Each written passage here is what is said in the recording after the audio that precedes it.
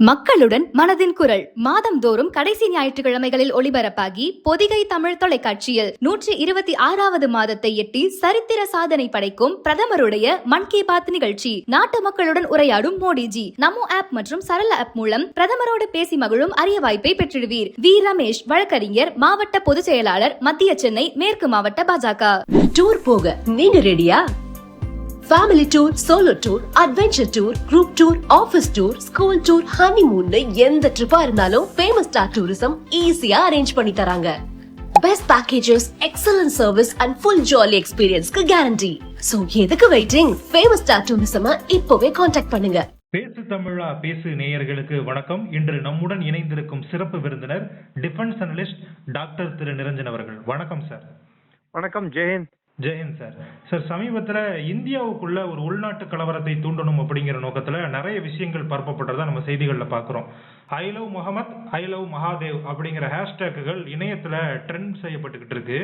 So இதுக்கு பின்னாடி வேற யாராவது இருக்கிறதுக்கான காரணங்கள் இருக்கா? யாராவது பயங்கரவாத அமைப்புகளுடைய பின்னணி இருக்கிறதுக்கான வாய்ப்பு இருக்குன்னு நீங்க நினைக்கிறீங்களா சார்? இது அடிப்படையா செப்டம்பர் 4ஆம் தேதி மிலாடு நபி, அதாவது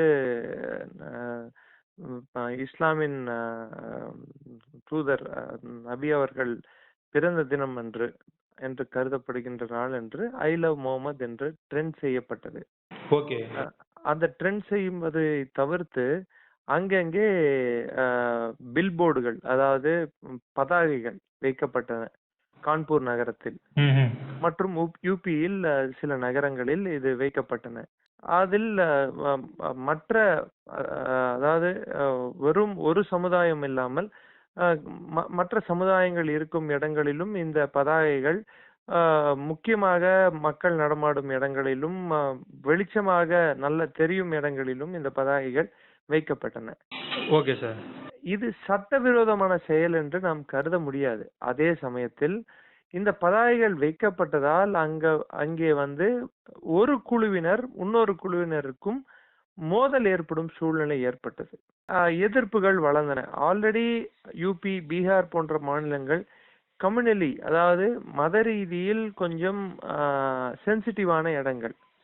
அந்த இடங்களில் இந்த பதாகைகள், அதுவும் லைட் பொருத்தப்பட்ட பதாகைகள் வைப்பதால், இது மற்றவர்கள் பார்க்கும் வண்ணம் அதுவும் வைப்பதால் இதனால் சச்சரவுகள், சண்டைகள் வரும் என்று போலீசார் கருதிய அதை அகற்ற நினைக்கும் போது பிரச்சனை வெடித்தது. நஃபீஸ் என்னும் ஒரு நபர், அவர் ஒரு அமைப்பை, இஸ்லாமிய அமைப்பை சேர்ந்தவர். அவர் அங்கே இருக்கும் போலீஸ் அதிகாரி, ஒரு இன்ஸ்பெக்டர், SHO என்று அழைப்பார்கள், அவரின் கைகளை வெட்டி விடுவேன் இந்த பலகையை அகற்றினால் என்று அவர் சொல்ல, அது பெரிய சர்ச்சையாக மாற, அதன் தொடர்ந்து அந்த நபரை, நஃபீஸை கைது செய்ய தொடங்கினர். இது நடுவில் இந்து குழுக்களும் இந்து அமைப்பை சேர்ந்தவர்களும் ஐ லவ் மகாதேவ் என்று இதற்கு பதிலடி கொடுக்கும் வகையிலும், அவர்கள் கண்ணோட்டத்தில் இருந்து அதற்கு ஏதோ ஒரு எதிர்வினை ஆற்றும் வகையிலும் இவர்கள் ஐ லவ் மகாதேவ் என்ற பதாகைகளை ஏந்தி செல்வதும் அங்கே வைப்பதும் இருந்தது. இந்த போக்கானது அமைதிக்கும் ஒரு சட்ட ஒழுங்குக்கும் ஒரு பிரச்சனை ஏற்படுத்தும் நிலை ஏற்பட்டது. இதனால் யூபி காவல்துறையும் யூபி உள்துறையும் அரசாங்கம் இந்த பிரச்சனை தீர்த்து வைக்கும் விதத்தில் அவரவர்கள் வழிபாட்டுகளையோ இல்லை அவரவர்கள் விஷயங்களையோ குறிப்பிட்ட இடங்களில், உதாரணத்துக்கு மசூதி என்றால் மசூதி இருக்கும் இடத்திலேயோ கோவில் இருக்கும் இடத்திலேயோ வைத்துக் கொள்ளட்டும். மக்கள் செல்லும் பொது வழிகளிலும், மக்கள் செல்லும் சாலைகளிலும், மக்கள் எங்கெல்லாம் நடமாடுகிறார் அங்கே 10 பேருக்கு தெரியும் வண்ணம், 10 பேர் பார்க்கும் வண்ணம். இதனால் பிரச்சனை, யாராவது அதன் மீது கல்லடி செய்தால் திரும்ப பதிலடி கொடுப்பது, அது எந்த மதமாக இருக்கட்டும், அந்த மத நல்லிணக்கத்தை கெடுக்கும் விதத்திலும் பொது அமைதிக்கு குண்டகம் விளைவிக்கும் வகையிலும் இது நடக்கக்கூடாது என்று முடிவெடுத்து இதை கட்டுப்படுத்த நினைத்தார்கள். ஓகே. நீங்கள் நல்லா புரிந்து கொள்ள வேண்டும். ம். தற்போது நவராத்திரி ம். இது குஜராத்திலும் சரி, கர்நாடக மாநிலத்திலும் சரி, இந்த கர்பா, குறிப்பிட்டு குஜராத்தில் கர்பா டான்ஸ் இந்த காலகட்டங்களில் மிக ஃபேமஸ். ஓகே. ஆண்களும் பெண்களும் அந்த நடனத்தை ஆடுவார்கள் நவராத்திரி விழாக்களில். ம். ம். கர்நாடகாவிலும் இவர்களை மத்த மதத்தினர் இதற்கு ஆடுவதை ஏற்றுக்கொள்ள மாட்டோம் என்று சில அமைப்புகள் கருத்து தெரிவித்துள்ளார்கள். ம். ம். அதே போன்று குஜராத்திலும் இந்த கருத்துகள் வெளிவந்த வண்ணம் உள்ளன. இந்த மாதிரி சச்சரவுகள் இந்த காலகட்டங்களில் வருவது என்பது இது ஒரு பொது அமைதிக்கு பங்கம் விளைவிக்கும் செயல்களாக மாறக்கூடும். ஏதோ ஒரு இடத்தில் வெடிக்கக்கூடிய ஒரு சிறிய ஒரு பிரச்சனை அது மத கலவரமாக வெடிக்கக்கூடும். ம். ம். ம். அதனால் இது உள்நாட்டு அமைதிக்கும் உள்நாட்டு ஒற்றுமைக்கும் இது பங்கம் விளைவிக்கிறதுக்கு வாய்ப்புகள் இருப்பதால் ம். உளவு அமைப்புகளும் பாதுகாப்பு, அதாவது அந்தந்த மாநிலத்தின் சட்ட ஒழுங்கு பராமரிக்கும் போலீஸ் துறையும் இதை கொஞ்சம் கூர்ந்து கவனித்து இதை கட்டுப்பாட்டில் வைத்துக் கொள்ள வேண்டும் என்று மத்திய உள்துறை அமைச்சகமும் அதை ஒருமுறை அல்ல ஒவ்வொரு சுற்றறிக்கையிலும் இந்த காலகட்டங்களில் அனுப்பும் சுற்றறிக்கையிலும் வலியுறுத்தி வந்து கொண்டிருக்கிறது. ஓகே. இது நடந்துச்சு நம்ம புரிஞ்சுக்கலாமா, இல்ல திட்டமிட்டு யாராவது இதுக்கு பின்னாடி இருக்காங்க நீங்க நினைக்கிறீங்களா? இயல்பா நடக்கிறதுன்றது வேற. ஆனா ஒரு வன்முறையை தூண்டும் செயல் அது எந்த பக்கம் செய்தாலும் அது பிரச்சனைக்குரிய செயலாகத்தான் பார்க்க வேண்டும். ஓகே. அவரவர்கள் மதத்தை பின்பற்றுவது தவறல்ல. ஆனால் அவரவர்கள் மதத்தை பின்பற்றுவதை மற்றவர்கள் ஏற்றுக்கொள்ள வேண்டும், அதை அவர்கள் பார்க்க வேண்டும், அதற்கு அவர்கள் எந்த விதத்திலும் அவர்கள் கேள்வி எழுப்பக்கூடாது என்று சொல்வதை இன்னொரு மதம் ஏற்றுக்கொள்ள வேண்டுமா இல்லையா? நீங்க கோயிலுக்கு போகாம இருக்கலாம் சார். ஆனா நீங்க கோவிலுக்கு போறத நீங்க பட்டை போட்டு விபூதி போட்டு போறதையோ இல்ல நாமம் போட்டு போறதையோ மத்தவங்களும் அதை எடுத்துக்கணும்னு சொல்லும் போது அங்க பிரச்சனை வரும். ஆமா. நான் ஏன் குறிப்பிட்டு இப்படி நான் பதில் சொல்றேன்டான்னா இது மற்ற மதங்களுக்கும் இது பொருந்தும். ஓகே. நீங்க இந்த ஆடையை தான் அணியணும், தலையில இந்த இதை போட்டுக்கிட்டு போகணும், அப்படி இருந்தாதான் இந்த தெருவுக்குள்ள வர முடியும், இதை நீங்க ஏற்றுக்கணும் அப்படின்னு சொல்லும் போது அது பிரச்சனைக்குரிய சர்ச்சைக்குரிய விஷயமாக மாறக்கூடும் அந்த பகுதிகளில். குறிப்பிட்டு ஒரே பகுதியில் 2 சமுதாயங்கள் இருக்கின்றன என்றால் அந்த 2 சமுதாயம் இருக்கும் பகுதிகள் இது மாதிரி ஒரு சின்ன சின்ன விஷயங்கள் தான் பெரிய கலவரங்களாக மூடக்கூடும். ஆமா. அந்த பிரச்சனையானது பெரிய கலவரமாக மூடும்போது வெறும் அந்த குறிப்பிட்டு கான்பூர் என்றால் கான்பூருக்கு மட்டும் பரவாது, அதை சுற்றி இருக்கும் மற்ற மாவட்டங்களுக்கும் பரவக்கூடும், திரும்பி மாநிலங்களுக்கும் பரவக்கூடும், மாநிலம் முழுவதாகும். இப்படிதான் கலவரம் பரவும் இயல்பாக. ஓகே. இதை கட்டுப்பாட்டில் முதலேயே எடுத்து வர தவறினால், அதாவது உள்துறையும் இது போன்ற பிரச்சனைகள் வருவதை தடுக்காமல் விட்டால், உளவுத்துறை முதலிலேயே அதை தடுக்காமல் விட்டால் இது பெரிய கலவரமாகவும் இது பெரிய பிரச்சனையாகவும் நாட்டின் ஒருமைப்பாட்டுக்கே அச்சுறுத்தலாகவும் மாறக்கூடும். அதுதான் இந்த பிரச்சனை காட்டுகிறது. சோ இதை தொடர்ந்து இந்த விழா காலங்களில் பாகிஸ்தான் மிகவும் உன்னிப்பாக கவனித்துக் கொண்டிருக்கிறது எந்த விதத்தில் உள்நாட்டு கலவரத்தை தூண்டலாம் என்று. அதற்கு நாமே வழிவகுக்க கூடாது என்பதுதான் இதன் மைய கருத்து. நம் மக்களை விட்டு ஒருத்தரை ஒருத்தர் கொன்று ஒருத்தரை ஒருத்தர் அழித்து கொண்டு சாக வேண்டும் என்பது பாகிஸ்தானின் எண்ணம். அதற்கு நாம் ஏன் வழிவகுக்க வேண்டும்? இதுதான் இதில் முதல் பிரச்சனை. இந்த பிரச்சனையை அரசாங்கமும் அந்தந்த மாநில அரசாங்கங்களும் மத்திய அரசும் சரியாக அணுகி உளவுத்துறையும் மத்திய உளவுத்துறையும் மாநிலத்தில் இருக்கும் உளவு பிரிவும் மாநிலத்தில் இருக்கும் சட்ட ஒழுங்கு போலீஸ் இயந்திராங்கமும் சரியாக பணி செய்தால் இந்த விழா காலத்தில் பாகிஸ்தானின் எண்ணம் இந்தியாவில் உள்நாட்டு கலவரம் வெடிக்க வேண்டும் என்ற எண்ணம் தவிடுபடியாகும். Okay sir. இந்த விவகாரம் போய்கிட்டு இருக்கும் பொழுதே யாசின் மாலிக் விவகாரம் புதுசா கிளம்பி இருக்கு. ஆக்சுவலா அவர் நிறைய விஷயங்கள் ஷேர் பண்ணியிருக்காரு. யூபிஏ கவர்மெண்ட் என்ன எல்இடியோட சைத்தை மீட் பண்ண சொன்னாங்க அப்படிங்கிற மாதிரி எல்லாம் நிறைய சொல்லியிருக்காரு. இதையும் தவிர்த்து பாத்தீங்கன்னா நிறைய விஷயங்கள் அவரை பத்தி வந்துகிட்டு இருக்கு. இந்த பிரச்சனை இப்ப விஸ்வரூபம் எடுக்கிறதுக்கான காரணம் என்ன நீங்க நினைக்கிறீங்க?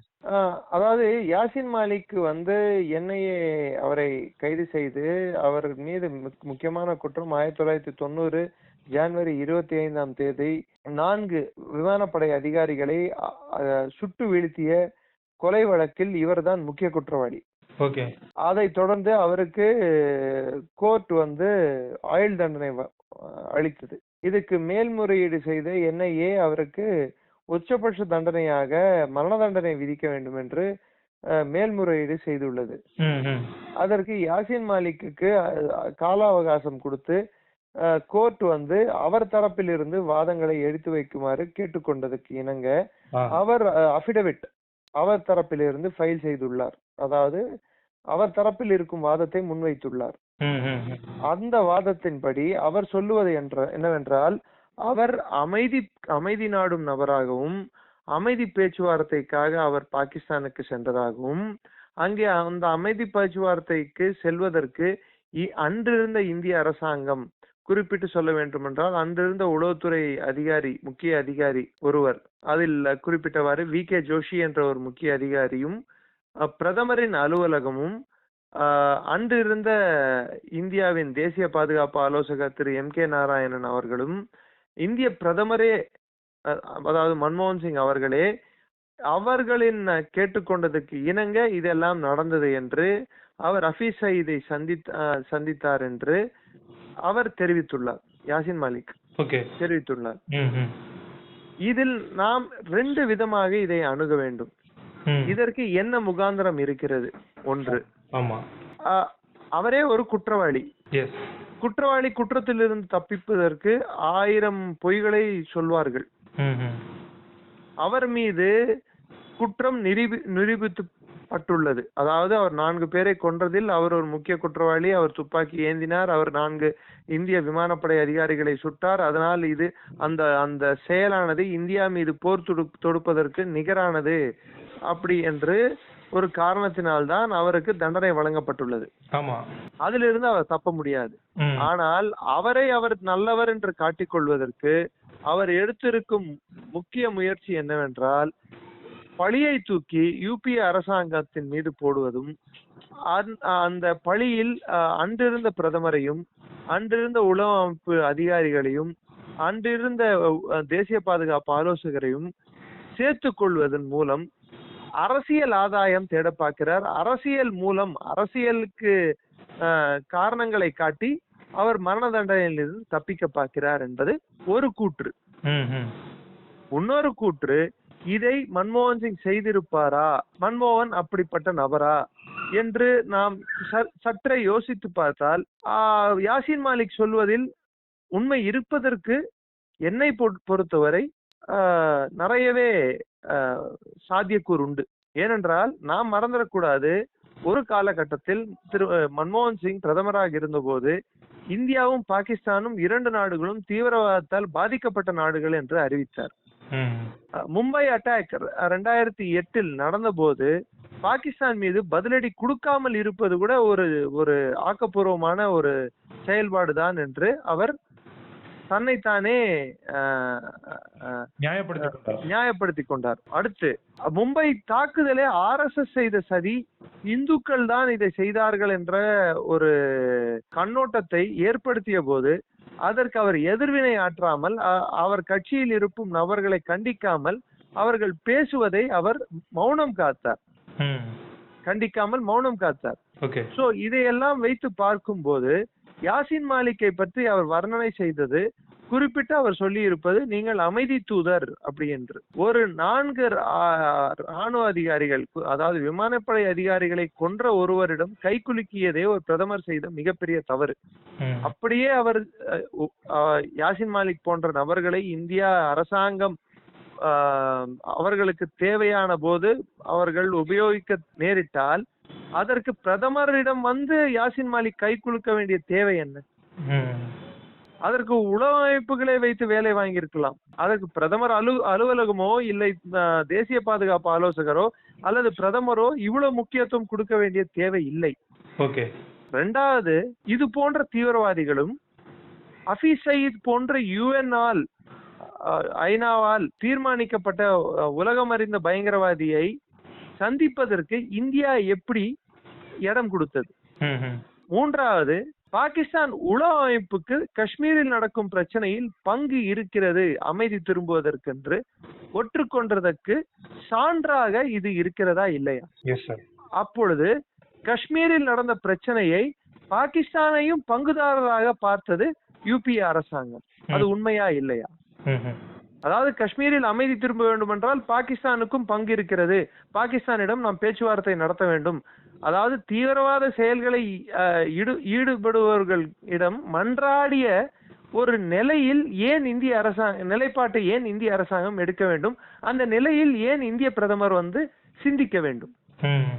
சோ அவரின் செயல்பாடு, மன்மோகன் சிங் அவர்கள் இன்று நம்மிடையே இல்லை. அவர் முன்னாள் இந்திய பிரதமர். அவரை நாம் சாடுவதற்கோ இல்லை அவரை குறை சொல்வதற்கோ யாசின் மாலிக் சொன்னதை வைத்து முழுமையாக நாம் சொல்ல முடியாது. அதே சமயத்தில் அவர்கள் மன்மோகன் சிங் அவர்களின் செயல்பாடுகள் யாசின் மாலிக் சொல்லும் கூற்றை நம்மை நம்ப வைக்கும் வகையில் உள்ளது. ஏனென்றால் அவரின் நடவடிக்கைகள் அதற்கு தோதாக இருந்திருக்கின்றன. அதனால் யாசின் மாலிக் சொன்னது அதிர்ச்சியும் அளிக்கிறது. அதே சமயத்தில் அந்த அரசானது, குறிப்பிட்டு யூபிஏ அரசானது, பாகிஸ்தானுக்கு சாதகமாக செயல்பட்ட அரசு, பாகிஸ்தானுக்கு கிட்டத்தட்ட அவர்கள் எது செய்தாலும் மௌனம் காத்த அரசு என்பதற்கு இது இன்னொரு அத்தாட்சியாகவும் இருக்கிறது என்பதுதான் என் பார்வையாக உள்ளது. ஓகே சார், எங்களோட இணைந்து நிறைய விஷயங்கள் பகிர்ந்துக்கிட்டீங்க. அதாவது உள்நாட்டு கலவரத்திற்கான வாய்ப்புகள் இருக்கு அப்படிங்கறத பத்தியும், இதற்கு முன்னாடி நடந்த ஒரு வரலாற்று ரீதியான ஒரு பிழைய பத்தியும். பிழை இல்ல, மாபெரும் தேச துரோகம், தவறு, மன்னிக்க முடியாத குற்றம். ஓகே சார், உங்களுடைய நேரத்திற்கு மிக்க நன்றி. எங்களோட இவ்வளவு விஷயங்களை பகிர்ந்ததுக்கு ரொம்ப நன்றி. நன்றி சார். ஜெய்ஹிந்த். ஜெய்ஹிந்த்.